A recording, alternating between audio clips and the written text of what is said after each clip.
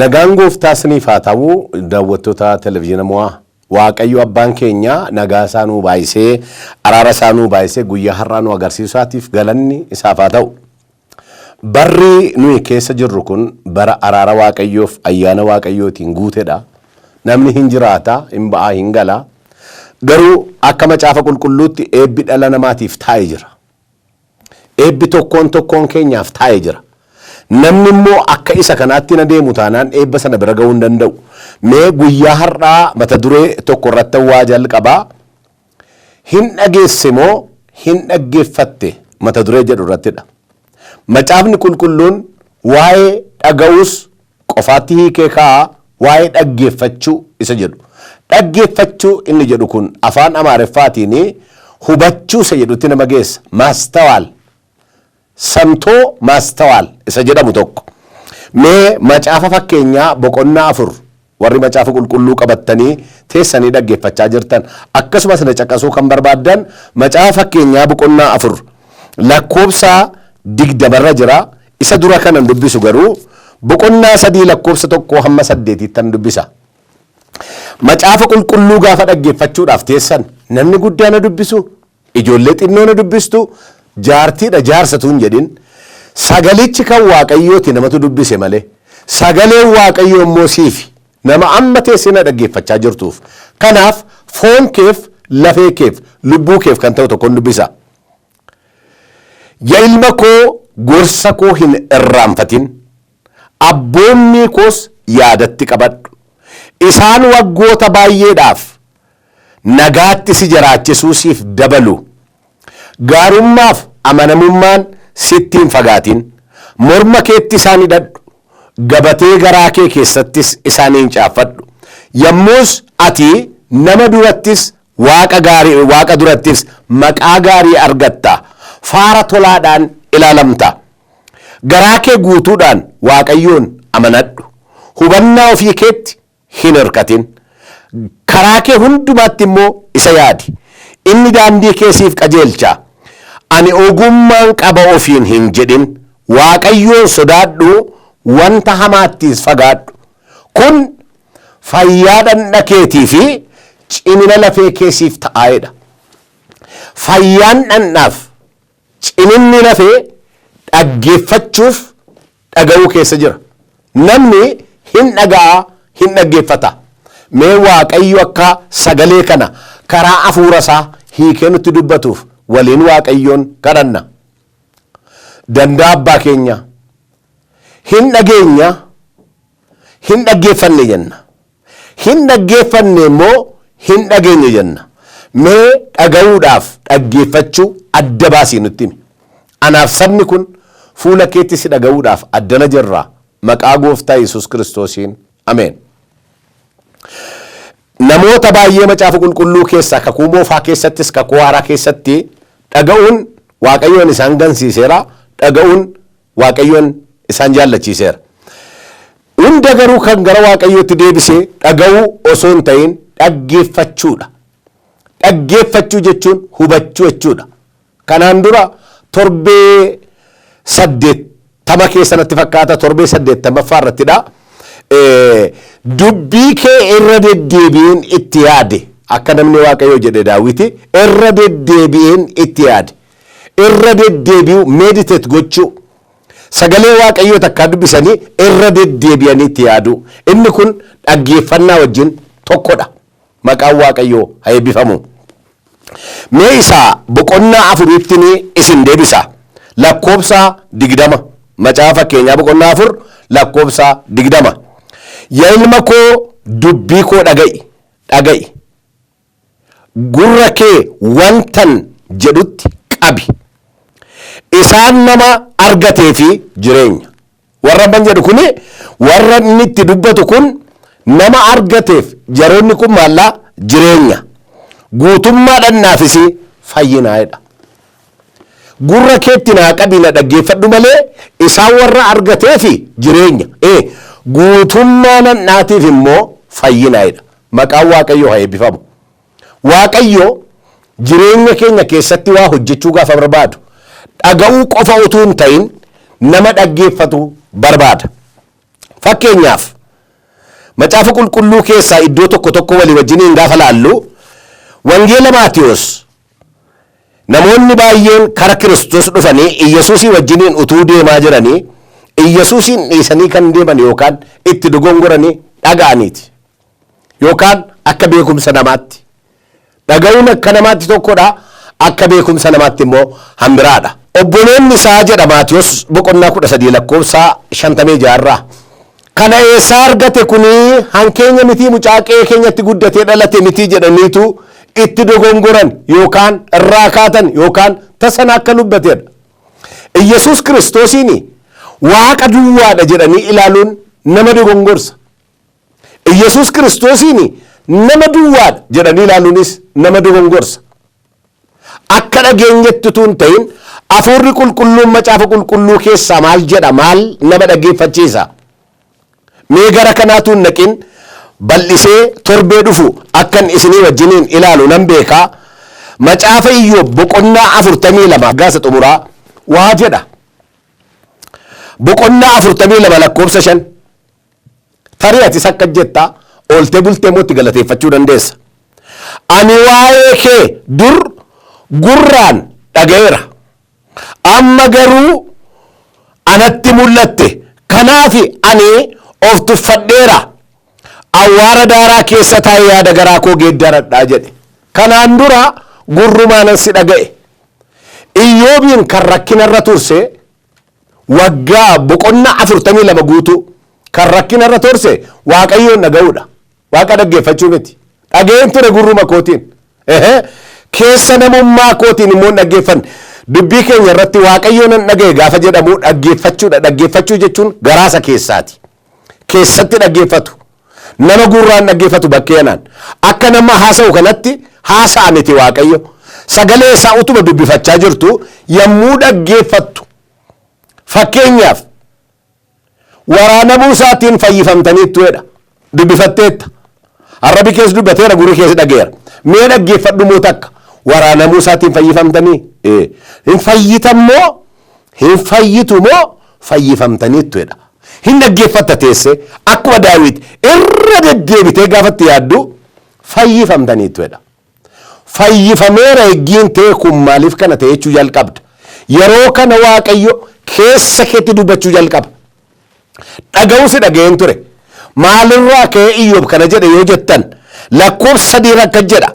Ati ani dubbii kee inni dubbii beekumsa malee dubbatamuu akeeka hin mul'anne akeekni koo akka hin mul'anne godhu kun eenyu waan jettee dubbatteef dubbichi anaaf baay'ee dinqisiisaa waan ta'eef ani isa hin hubanneedha. Amma boqonnaa 38 lakkoofsa 2 jira kun. Ati akka jettee dubbatte asirratti maal jedhaa boqonnaa 38 lakkoofsi 2 macaafa Iyyoob jechaadha akka jedha. Inni dubbii beekumsa malee dubbatamuun akeekni koo akka hin mul'anne godhu kun eenyudhee Iyyoobii wajjiniin haasa'uu jalqabe. Iyyoob immoo deebisee maal jedhee ati inni dubbii beekumsa malee dubbatamuun akeekni koo akka hin mul'anne godhu kun eenyu jette. Ani waan hin hubanne dubbadheera dubbichis anaaf baay'ee dinqisiisaadha. Waanuma hin hubanne hin dubbadhe. Hin dhaga'e malee hin hubanne. Dhaggeeffachuu fi hubachuu hin jedhamu tokkodha. Waaqayyoon hubachuu. Namni Waaqayyoon dhaga'e. Namni Waaqayyoon keessa isaatti dhaggeeffate. Gurra bakkeetiin dhaga'e keessa isaatti immoo dhaggeeffate. Amma fakkeenyaafan jedhaa. Dubartittiin isheenii wangeela Maatiyos boqonnaa 5 irraa Iyyesuus fayyisaa ta'uu isaa dhageesseedha. Inni kun gurra isa bakkeeti. Hin dhageesse. Iyyesuus Kiristoos isa kam akka ta'e namoota irraa adda baastee akkaataa inni itti fayyise eeggii dhageesse booda amma garuu keessa isheetti murteeffatte. Yaada ishee isa dhageesse kana tarkaanfii fudhatte. Cal jettee tarkaanfii fudhatte miti. Keessa isheetti tarkaanfii fudhatte. Namoonni baay'een dubbii Waaqayyoo hin dhaga'u malee hin dhaggeeffatani. Macaafa Iyyoob boqonnaa 4 lakkoofsa 3 akkuma inni isiniin jedhee waan dhaga'e kana akkasumatti akka tasaa akkuma salphaatti dhaga'e garuu keessatti dhaggeeffatee dubbiitti hin laanne. Xumurarratti maal jedhee hundumaa gochuu akka ati dandeessu akeeka kees karaatti namni tokko hambisuu akka hin dandeenye anaaf amma galeedhe ilaa dhaggeeffadhaa.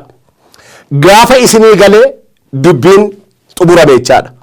Gaafa dhageessan miti, gaafa beektanis miti, gaafa isinii gale anaaf reefuu naa gale maqaan Waaqayyoo haa eebbifamu. Qorontos duraa boqonnaa 4:20 maal jedhaa?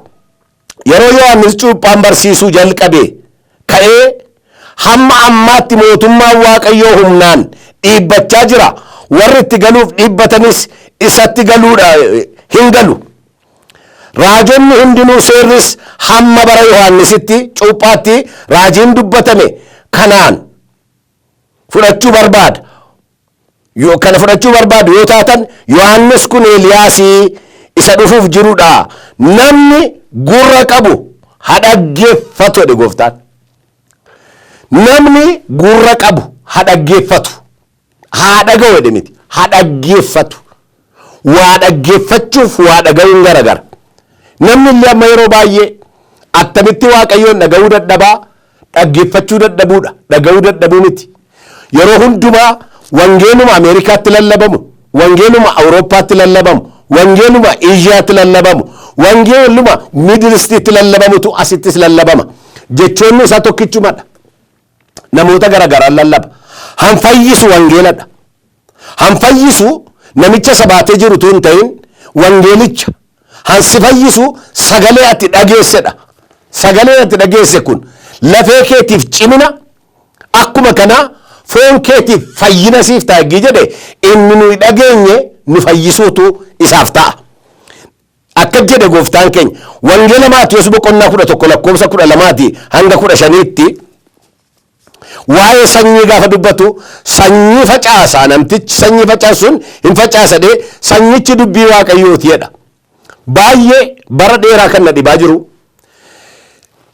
inni qoraattii keessa bu'ee isa dhagaarra bu'ee isa iddoo malee bu'e miti. Isa iddoo sirrii bu'e tokko gaaffii guddaa akka atis kaastu anis kaasu kan godhu iddoo gaariirra bu'ee kaan 30 kaan 60 kaan 100 ija baafateedha.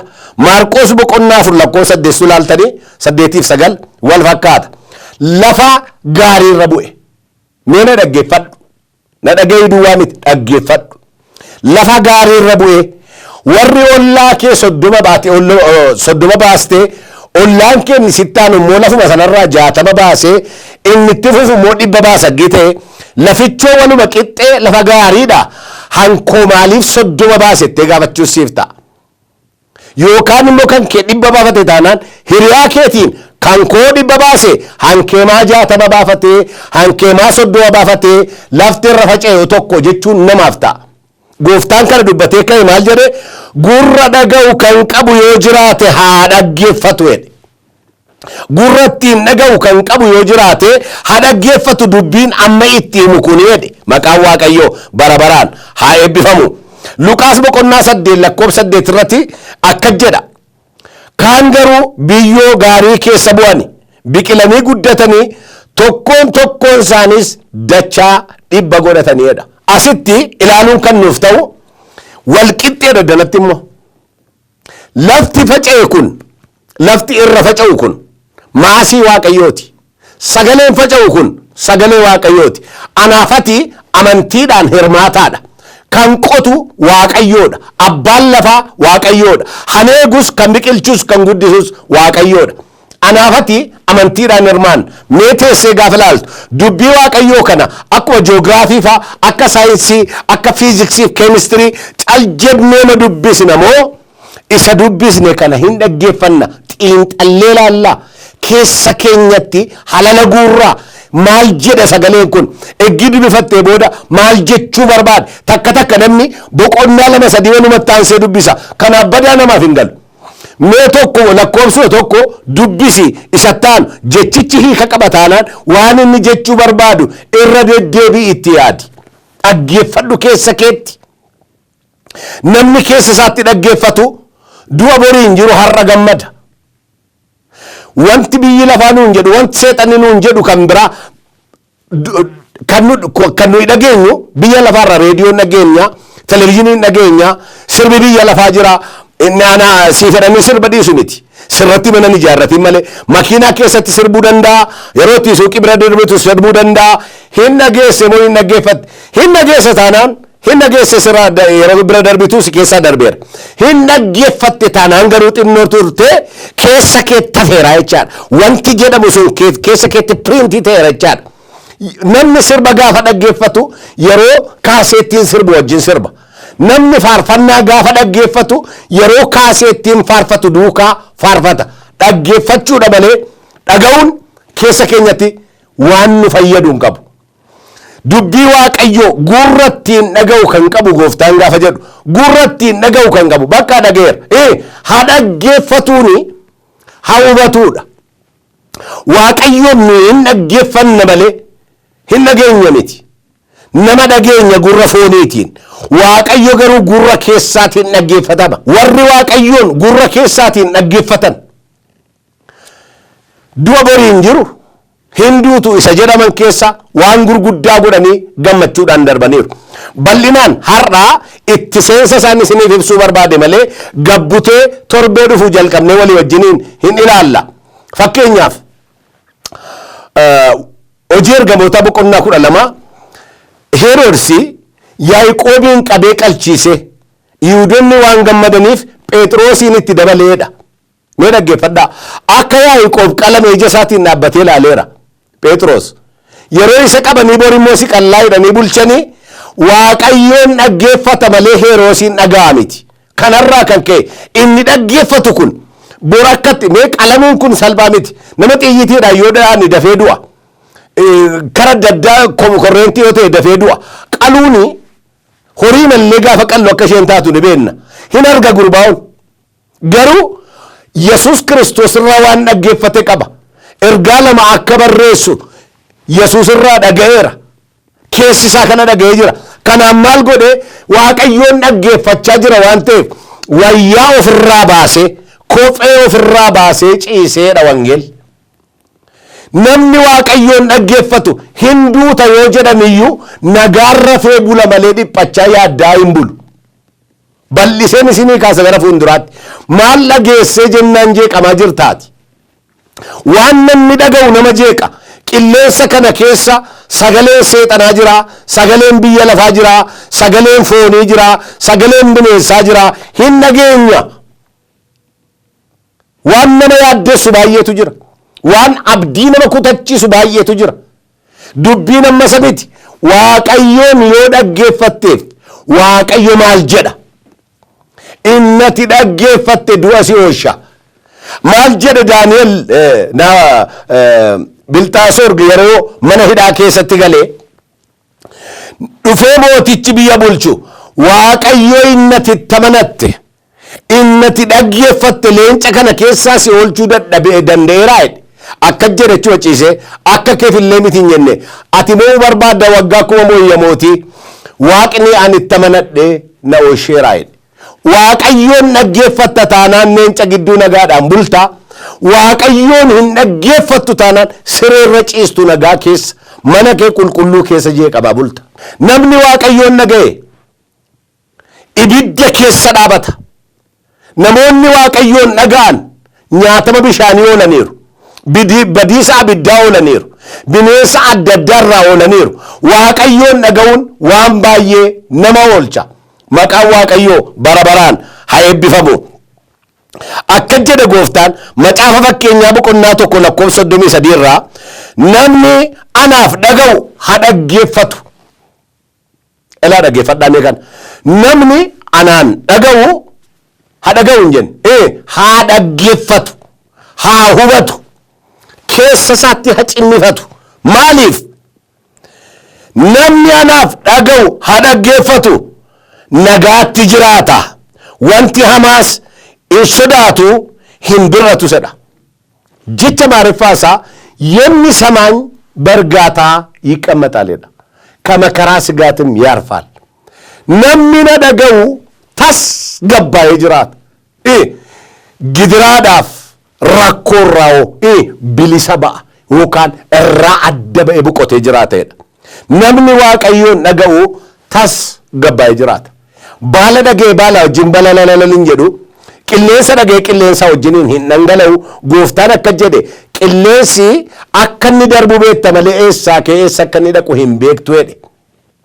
Namoonni bara kana keessa Waaqayyoon yoo dhaggeeffataniif hin ce'u. Kakuu isaanii biras hin ga'u. Lafa yaadaniinis Waaqayyo isaan ga'a. Warra Waaqayyoon dhaggeeffatan duwwaatu galma ga'a. Warri Waaqayyoon hin dhaggeeffanne garuu ammayyuu jireenya isaanii keessatti karaatti akka isaan hafan sagaleen Waaqayyoo hin dubbata. Mee gara xumuraatti Iyyoosaafix kan jedhamu tokkotu macaafa qulqulluu keessa jira. Diinatu bitaan mirgaan itti dhufe. Yommuu kana keessa raajiin Waaqayyoo ka'ee akkana jedhe. Isin warri Yihuudoota Yerusaalem keessa jiraattan hundinuu atis yaa Iyyoosaafix mooticha mee dhaga'a. Waaqayyo lolli kuni kan kooti malee kan keessan miti. Kanaafis isin loltoota baay'ee kana argitanii hin sodaatinaa jedhe. Waaqayyotu kana jedhe. Eenyuun atis yaa mootii na dhaga'i, atis yaa sabaa na dhaga'a. Waaqayyo haasaa jira bakkee ana. Loltuun dachaa isinitti naannee dhufu jiru kuni kan keessan miti kan kooti. Namni kan kee miti lolli kan kooti jedhu dhaga'uu danda'u yeroo Waaqayyoon dhaggeeffatudha. Raajii Waaqayyootu dhaggeeffate kana. Kun immoo ilma Zakkaariyaas dhufee dubbate. Ilmi Zakkaariyaas maal jedhee? Yaa saba Israa'el na dhaggeeffadhaa, atis yaa mootii na dhaggeeffadhu. Waaqayyo akkanaan jedhe lolli kun kan keessan miti kan kooti. Kanaafi warra argitan kana hin sodaatinaa jedhe. Mootiin kana maal jechuu qaba? Seenaa baraasa lammaffaa boqonnaa 20 lakkoofsa 15 dubbise. Mootiin immoo lakkoofsa 20 irratti akka jedhe. Kana booddee gana oboroodhaan gara qotuu iddoo lafa onaatti dhaquudhaaf yommuu ka'anis Yoosaafiixi ka'ee dhaabbate. Isin warri Yihuudootaa warri Yerusaalem keessa jiraattan mee dhaga'a. Waaqayyo gooftaa keessan amanadhaa hin jabaattu. Isa raajonni dubbatan amanadhaa yommus hin mootu isaaniin jedhee jedha. Mootichi raajii dhaga'ee makkeetti jedheen teenya. Isa raajiin Waaqayyo irraa dhaga'ee fidee isaanitti ni maal godhee? Waaqayyoon dhaga'a. Maal taatu? Hin jabaattu. Isa raajiin dubbate kana immoo dubbii Waaqayyooti waan ta'eef dhaga'a. Maaliif? Hin mootu. Achi ganama ka'ee faarfannaadhaan galateeffachuu yommuu isaan jalqabanidha. Yihuudoonni warri Waaqayyo achi isaan kaa'e kun jalqaba maal godhan? Mootii irraa kana dhaga'an. Ittaansanii wanta tokko ta'e faarfannaadhaan dura. Inni ergasii sabaa wajjiniin mari'atee faarfatoota uffata qulqullaa'aaf miidhagaa uffatan Waaqayyoon faarfatan tarree dhaabee isaan yommuu loltoota loluudhaaf kaan dura dhaabbatan. Dhaggeeffadhaa. Namni Waaqayyoon dhaga'u akkuma ala darbe ijoolleen harka duwwaa taankii dura harka duwwaa matarayasii dura dhaabbatti. Namni inni kan Waaqayyoon dhaga'u immoo loltuu mi'a cimaa mi'a guddaa uffatee hidhatee shaakala cimaadhaan dhufe kana maal godhanii dura dhaabbatanidha. Meeshaa faarfannaa qodaanii dhagaa allolaa ittiin xiyyitii ittiin dhaanutu hin ta'in galata kee maqaan kee eebbifamu ataraara qabeessa kan jedhu tokko fudhatanii fuula Waaqayyoo dhaabbatan. Yommuu isaan faarfannaa jalqaban jedha sagaleen Waaqayyoo. Lakkoofsa 22 jalqabne yoo ilaaltan. Waaqayyoo galateeffadhaa inni gaariidha. Gaarummaan isaa kan bara baraan jiraatudha jechaa turanidha. Waaqayyoon galateeffadhaa inni gaariidha. Gaarummaan isaa kan bara baraati jechuu yommuu isaan jalqaban. Waaqayyo faarfannaa sana yommuu isaan jalqaban loltuu riphaa diina isaanii irratti kaase. Warri Waaqayyoon dhaggeeffatan harka duwwaas ta'e homaayyuun qabaatiin haalati keessa jirtu sin murteessu.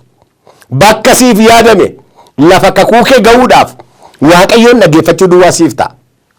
Kiisii kee ilaalin, akkaawuntii kee ilaalin, fira kee ilaalin, diina kee ilaalin, Waaqayyoon ilaali. Waaqayyoon dhaggeeffadhu. Ija koon gara gaaraatti fudhe gargaarsi koo eessaa dhufa? Edaa gargaarsi koo Waaqayyo Waaqa jiraataa bira jira jedhe. gara gaaraatti gaafa inni ijoo ol kaase gaara jechuun tulluumini gurguddoota warra biyya bushan isaaniin ilaalee isaaniin abdate gargaarsa dhabe. Edaa gara waaqayyoo dhaggeeffachuu yommuu inni jalqabu gargaarsi isaa waaqayyo biraa akka ta'e bare. Anis waan tokko sitti hima. Qabaadhus dhabi. Iddoo gaariis jiraadhu iddoo hin taanes jiraadhu. Gargaarsi kee waaqayyo qofa bira jira. Hansi gargaaruudhaaf ka'u xiyoonii sii dhufadhee barreeffamee jira. Akka jedhe Asteeriin Mordokaayi yoo kaateef ka'i yooti ka'uudhaa baattee gargaarsa keenya bakka biraatii fida. Gurri isaa waan amma ta'u dhaga'amin diina boris hin ajjeesne jedhu dhaggeeffatameeti. Akka gargaaraman akka mo'an akka diina isaanii irratti mirga argatan inni beeka ture waan ta'eef. Firoota koo har'amatti isin wanta isin ilaalaa jirtan hin beekan. Waan isin abdachaa jirtan hin beeku. Yookaan maal akka isin naasisee jiru hin beeku. Waaqayyo akka jedhe yaa ilma koo gurra kee gara kootti qabi. Dubbii koo dhaggeeffadhu. Ija kee duraa hin badin isaan. Garanattis hin mixxiqin. Ogummaan qaba ofiin hin jedhin. Waaqayyoon amanadhu. Dubbiin siin jedhe dhaggeeffadhu. Yommuu sanaati waaqa birattis nama birattis maqaa gaarii argatta. Faara tolaadhaan hin ilaalamta.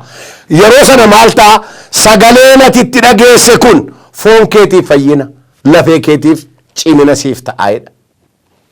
Fayyinni fooniif, fayyinni lafee, fayyinni lubbuu Yesuus fayyineerra. Fayyinni foonii keenya garuu sagalee waaqayyooti. Fayyiteetta gatii siin jedhamee fayyitaa miti waan biraa miti. Marfee si waraanu miti. Qoricha si liqimsiisu miti. Dhukkuba akkasirraa fayyiteettaan sagaleedha. Amma sittan dubbadha. Bakka jirtu keessa taa'i waaqayyoon dhaggeeffadhu. Dhaga'uun dhaggeeffadhu. Dubbii waaqayyootti gurra kee qabi. Yaada isaatiif of bani. Namoonni baay'een kana gochuurraa kan ka'e iddoo gurguddaa ga'aniiru. Seenaan isaanii jijjiirameera. Warri waaqayyoon dhaga'an isa xumuraan isiniif dubbisee fixaa. Ganama ka'anii faarfannaa booddee loltuu riphaan waan isaan rukuteef diinni isaanii walitti galagalanii wal fixaniif akka jedha hamma baachuu dadhabanitti boojuu argatanii miisuun baay'ee waan ta'eef hundumti isaanii walitti qabachuudhaaf guyyaa 3 isaanitti fudhate. Yeroo waaqayyoon faarfatan yeroo waaqayyoon galateeffatan waaqayyo diina isaaniitti ba'e waan irraa loleef boojuutti gadi ba'an. Boojuu duwwaa guyyaa 3 guutuu guuranii fixuu kan isaan dadhaban.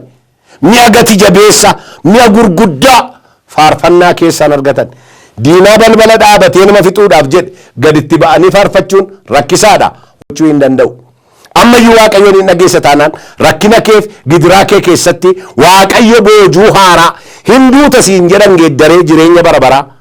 Kan siilaate kun biyya lafaa irratti umurii dheeraa jiraachuu akka itti dandeessu akka isiif dabaluu nana mana. Mee sagalee kana of keessatti halala guuraa waaqayyoo walii wajjiniin galateeffanna. Waa'ee sagalee isaatiif waaqayyoof galanni haa ta'u. Gargaara abbaa keenyaa na dhaggeeffadhu jettatamayyu. Gurra kee gara kootti qabii na dhaggeeffadhu. Dhaga'uu duwwaan ta'in dhageessuu duwwaan ta'inaadha sagaleen kee. Warruma cal jedhee dhaga'ee qilleensaa bootee galu. Akkasumatti warra naannee galu. Akkasumatti warra barri isaanii xumurame. Nun godhin gooftaa ko. Si dhaggeeffanna. Mul'anni kee maal akka ta'e eessa akka ga'e maal gochuun akka nuuf ta'u yaa Waaqayyo si hubachuu akka dandeenyuuf gurra fuura keenyaa nu hubanii maqaa Yesuus Kiristoosiin ameen.